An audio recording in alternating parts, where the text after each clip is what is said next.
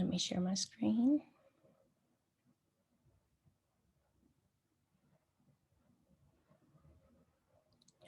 My name is Bobby Spears. We were giving the assignment bullying and teasing.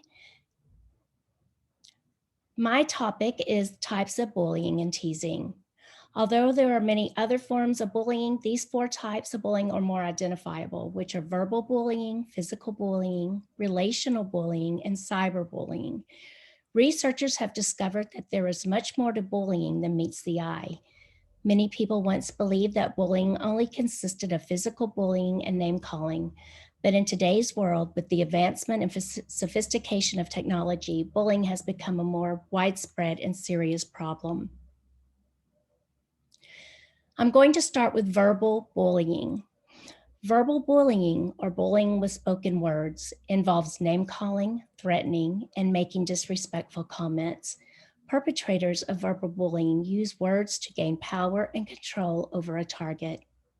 Typically, verbal bullies will use relentless insults to belittle, demean, and hurt another person. They choose their targets on the way they look, act, or behave. It's also common for bullies to target kids with special needs. Physical bullying.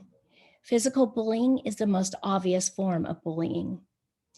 Physical bullying, or bullying with aggressive physical intimidation, involves repeated hitting, kicking, blocking, pushing, and touching in unwanted and inappropriate ways.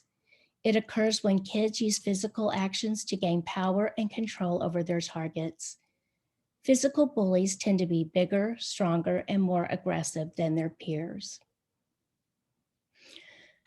Then we move on to relational bullying and cyberbullying. Relational bullying, or bullying with exclusionary tactics, involves deliberately preventing someone from joining or being part of a group. The relational bully is usually a somewhat popular student who enjoys deciding who is accepted at school and who isn't.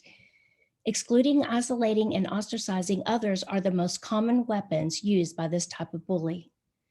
Cyberbullying, or bullying in cyberspace, involves criticizing someone by spreading mean words, lies, and false rumors through emails, text messages, and social media posts. Cyberbullies often say things they do not have the courage to say face to face. Technology makes them feel anonymous and detached from the situation.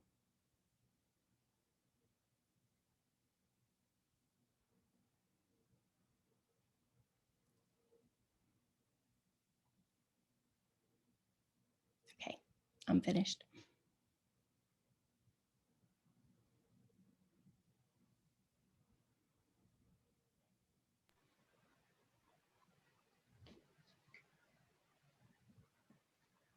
Okay, thank you, Bobby, for your introduction and for everything you have said. So, have you ever asked why does bullying occur?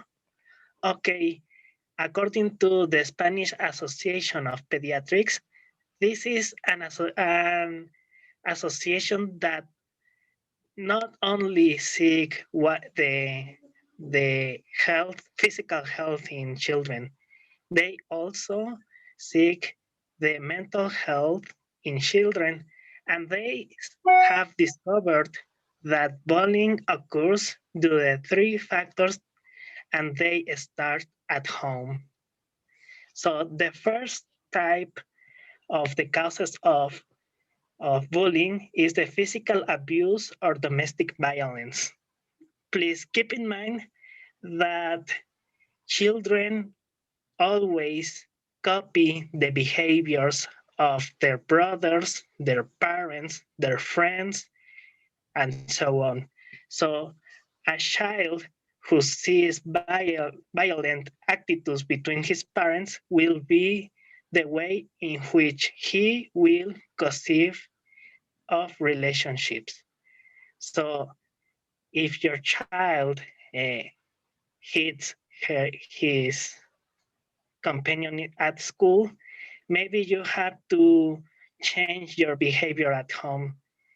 This is an investigation that one of the most important psychologists in Latin America, her name is Rodriguez, and she has collaborated with the autonomous um, Spanish pediatrics. So the second one says that not having been corrected when they have manifested violent behaviors. So sometimes children, they are tyrannous, okay? So sometimes the parents do not have the main control of their actions, and also they don't have the attitude to correct them, to teach them that their behavior is not correct.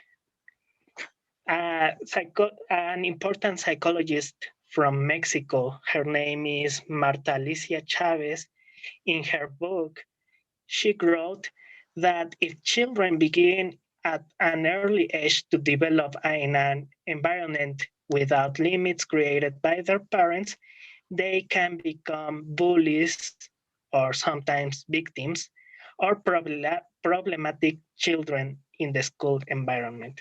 So we need to teach children that they must behave with limits. Okay, and the third one, violent television shows. Not only television, but also video games. The psychologist Coyne, she said that television makes it worse. We are talking about the behavior. Programs designed for children often include admired characters with sharp tongues and high status, and the screen never shows the effect of the victim. Not only the TV shows, but also the video games with shots, with bad behavior, with bad languages. So we have to take care of the programs, the games our children are looking or playing, because as I have told you, children always copy the behavior of everything they are looking. Uh, an example of this, I have a little cousin. When he was only a 3-year-old boy, he copied everything I have done. And we have to be aware for the incorrect behavior we can do in our homes. So this is my references. Thank you for your attention.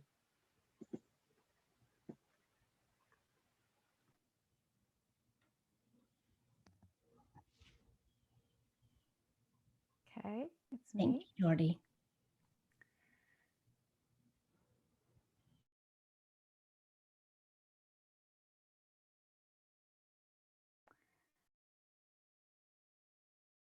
Okay, I hope you can all hear me. I am sharing on, Jordy mentioned that there are sometimes effects that are given to the victim that is bullied. And that is what I'll be talking about, which are the consequences of, sorry, let me just play this. The consequences experienced by the victim. Bongi,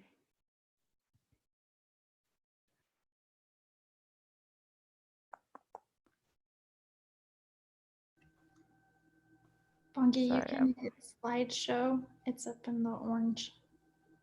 I can't find it anymore. By transitions, animations, slideshow. Oh, yes. Okay, there we go. Okay, there we go. Sorry for that delay. So I'll be looking at the consequences experienced by bully victims. Obviously, with every action that is done by a child or any adult, there is something, there's a result that follows. And these are the consequences that we want to look at. So looking at the consequences of, what people that are bullied go through, we have to look at what happens when a child is bullied, because this is a child's course. We're going to specifically look at what happens when a child is bullied. I'll read this quote quickly. It says, the consequences of bullying can echo for years. Many victims become depressed. Many bullies become increasingly cruel. I found that very interesting because it's not something that just comes and goes. The scholars here do say that it's something that echoes for years. So bullying is something to be taken seriously because its effects last for a very long time. We might think it's only happening now and someone will just get over it, but it often affects the child right through to their teenage years, right through to their adult years. So it's something that is to be taken very seriously. Says that victims are chosen because of their emotional vulnerability and social isolation, not their appearance. So mostly bullies recognize the soft spots of people, and that's what they attack. So imagine being attacked on your soft spot. You just feel weaker and weaker. So it really does have a greater effect on children. I think it's very heartbreaking, and I've almost matched the result of being bullied. I'll compare it to a burn. When you get burnt initially, it hurts a lot. You feel that sting, you feel that throbbing. So it's kind of like similar. When that burn eventually heals, there is a scar that is left. So bullying doesn't go away.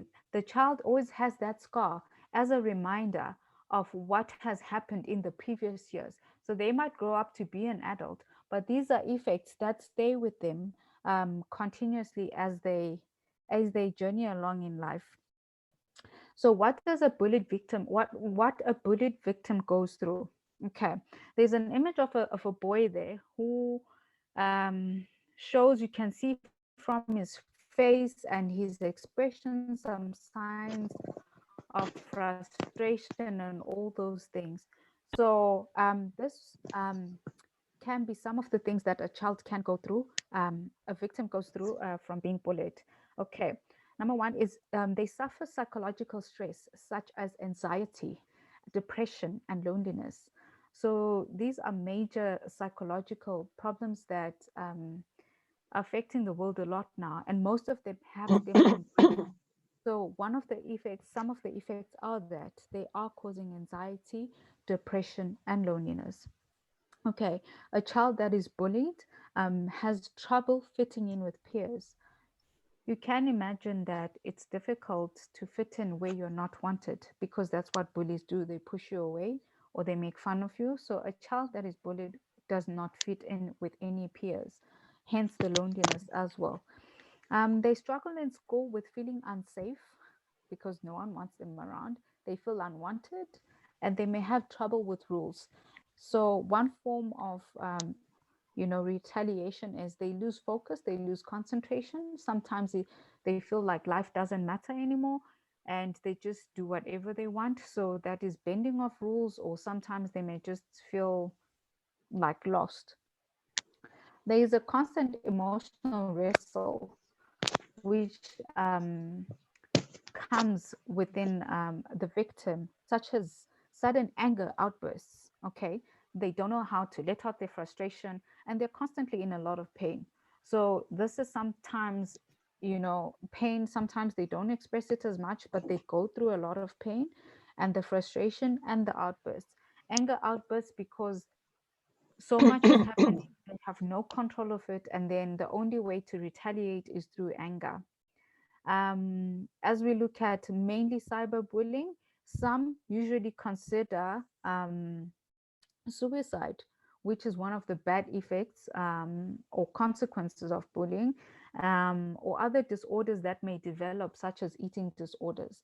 They may eventually have eating disorders that affect their health, and eventually victims that are, emotionally withdrawn and that experience all these things usually develop a low self-esteem.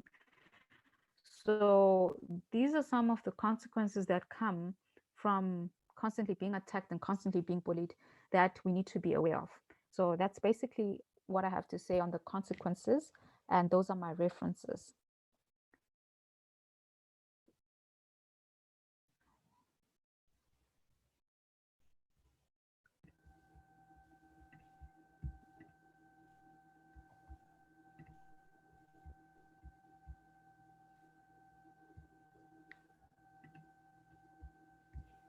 Okay.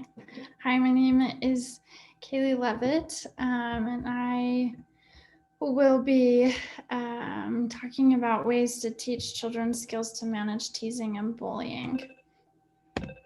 Oh. So first of all, adults need to be aware of this, and they also need to be able to know what to do and how to teach about bullying before it occurs. Teaching, we know, cannot prevent bullying, but it certainly can help control children's actions and maybe even their reactions. So first thing that parents need to do to prevent bullying is let children know that teasing and bullying is never okay. Learn what bullying is and what it is not. Learn and watch for the warning signs and how they might be able to best help the children around them. From stopbullying.gov, it says parents play a key role in preventing and responding to bullying. So teaching our children good communication and social skills will go a long way towards their success. Educators also play a very important role when it comes to preventing bullying. So we need to establish a safe school environment, teach children to be kind to all, and to help children there. The teachers also need to know about their obligation and what their role is as a teacher, and knowing about the state's anti-bullying laws. StopBullying.gov also said, helping to establish a supportive and safe school climate where all students are accepted and knowing how to respond when bullying happens are key to making sure all students are able to learn and grow. So what parents can do first when they first hear about bullying and how they can help their child.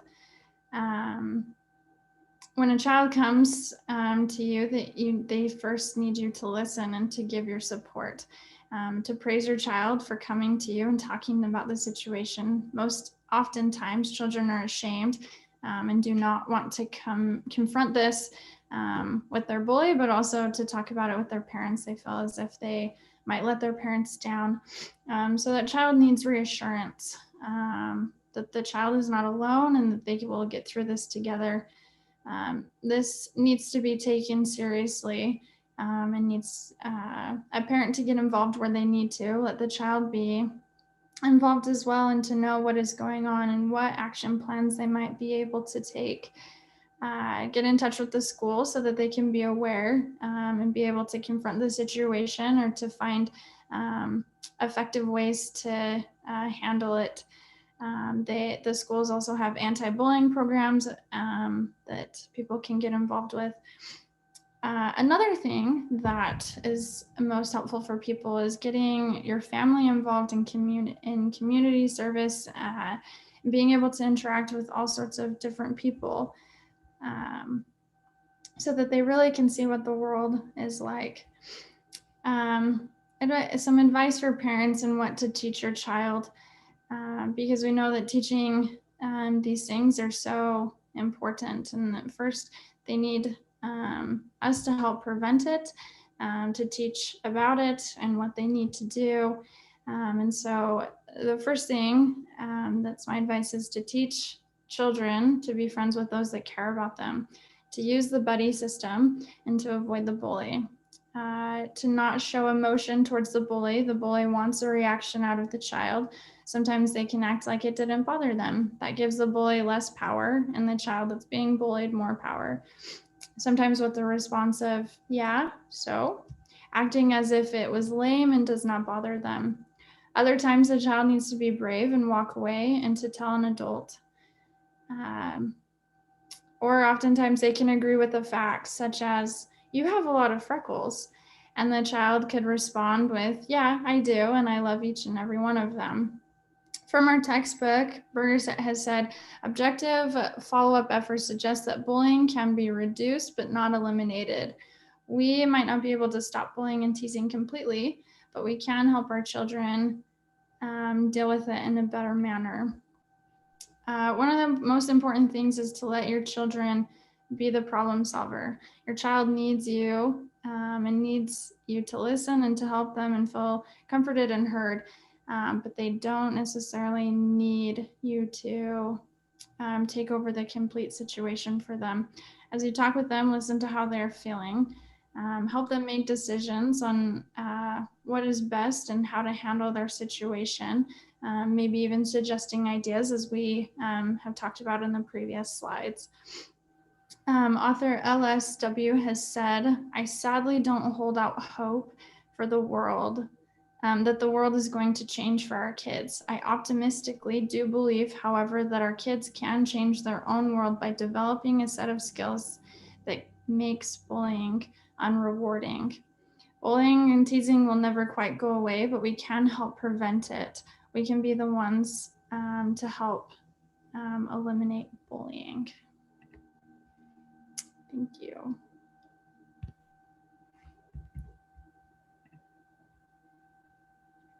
Okay.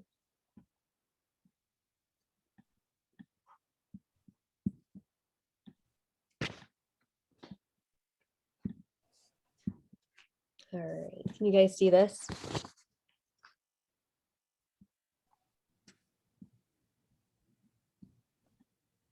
It's Zoom. It says Zoom. Oh, it doesn't show my slides? No. Oh, hold on a minute. Sorry.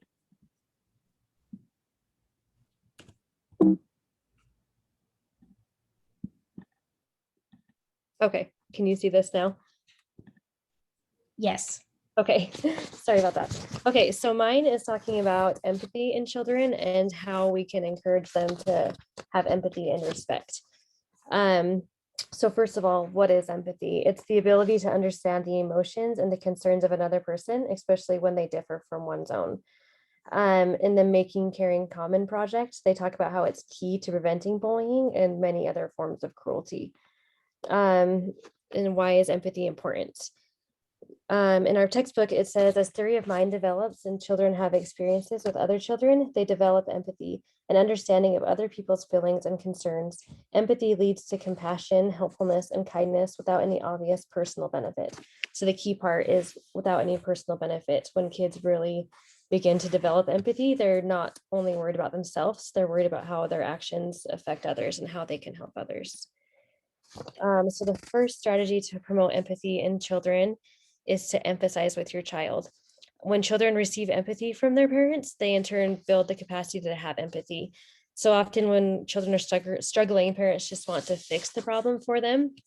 But when parents take the time to honor their children's feelings and their emotions, it teaches children that their feelings are valid and that they are okay to feel what they're feeling.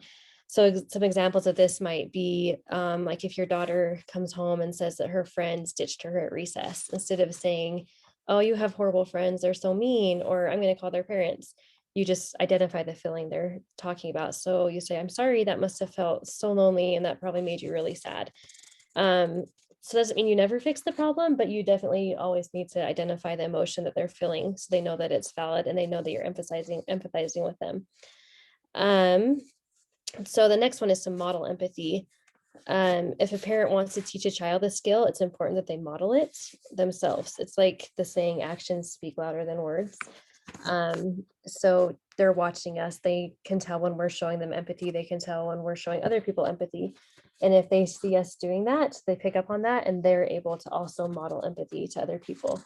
And it's important when parents are like angry or frustrated, or if they're disciplining their child, that they're still showing empathy. Because that's when kids are really paying attention, and they need to know it's important to show empathy even if they are feeling sad or lonely or frustrated, because that's usually when they're going to need to show that behavior. So the next one is to praise empathetic behavior. So it's important to recognize when a child is showing empathy and to praise them for that. So for an example, if you see a child help his little sister off the ground when she falls, you say, hey, I noticed you did this, and that was really kind of you. That was, you really care about other people. Sorry, I see we're about to run out of time. I don't know if I'm gonna make it through the whole thing. So you can also help children develop self-control and manage feelings effectively. So you help them identify their feelings. So when they're feeling something, say that's frustration, that's anger, that's sadness. You teach them steps to self-control, like take a deep breath, inhale, exhale, calm down before you approach the situation. You can teach them how to resolve conflicts through role play, like what would you do if somebody did this to you, or how would you wish that somebody handled this example better, and just role play examples where they can show empathy. Help children discover what they have in common with other people, and encourage your child to choose volunteer work. When children see what they have in common with other people, they are more likely to empathize with them, and they care about them more. And it's proven that schools that really foster like a culture of like multiculturalism, the kids are more empathetic. And it's also proven that kids who get out of their own world and focus on other people and really volunteer and just see what life is like out there for other people, that they are able to show more empathy to other people. So there's that, and here's my references. There we go. Sorry, I had to kind of hurry through that at the end because we're about to run out of time.